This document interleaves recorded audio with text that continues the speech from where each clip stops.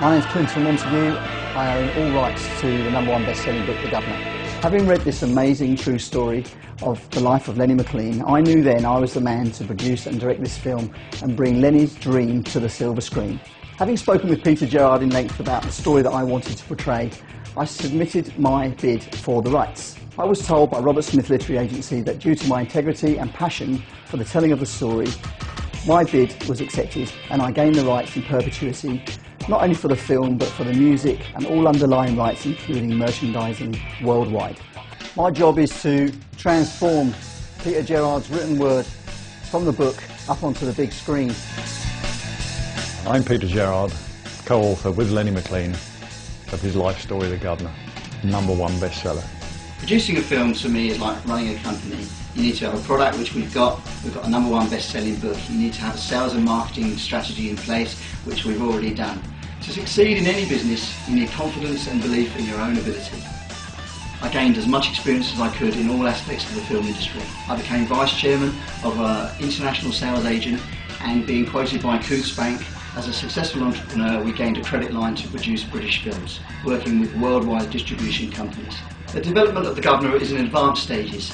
We've got our draft budget, which has been put together by Lorraine Goodman, a very well-established line producer, has worked with our own Linda LaPlante and Simon Channing Williams, both very established film producers. The book was published, immediate success. We did a signing together and they queued round the shop and halfway down the road. 2 weeks later, it went straight into #1. He died on Tuesday afternoon. On Wednesday morning we found the book was #1, but I think old Lenny's up in heaven laughing down and thinking, yeah, I told you I could beat anybody. Sold in excess of 1 million in hardback. Paperback came out, that's catching up close to the 1 million. Walk into any bookshop in the land, The Guvnor will be on the shelves. No question. And it's selling weekly, hundreds of copies. There's just a phenomenal audience out there. It's been translated into our languages worldwide. And it's a phenomenon that just doesn't go away. It appealed to everyone. Children 12 years old, right through to grandmothers. There's humour, tears, there's just every ingredient which will make the film. There's very much two sides of Lenny. The tough guy, the working man. Right. See, that's how I would do it. Who did what he had to do to put steam on the table, as you put it, but there was the other side that was a guy full of humour. As I was walking through St Paul, some lady grabbed me by the hand. And he knew when he won the title, it wasn't just a boxing title, it was a way of life then. You look after your manner. In Lenny's case, his manner became very big. I was born probably a lovely kid. Then my father died when I was 4, and a stepfather moved in when I was 5.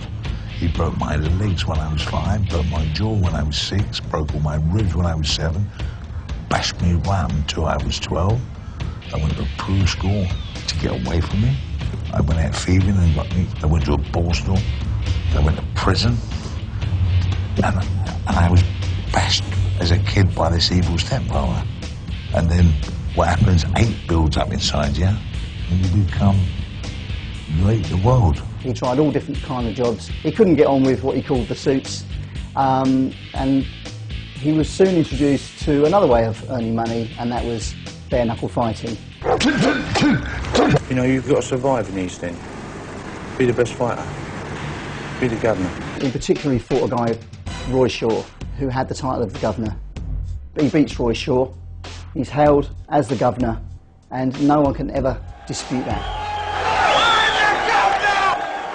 And now Lenny McLean is synonymous with the word Guvnor. Say Guvnor, it's Lenny, always. And became the king of the bouncers. Bouncer means tough guy. He was the bouncer of the Hippodrome. Good evening, sir. Thank you. Have a nice night.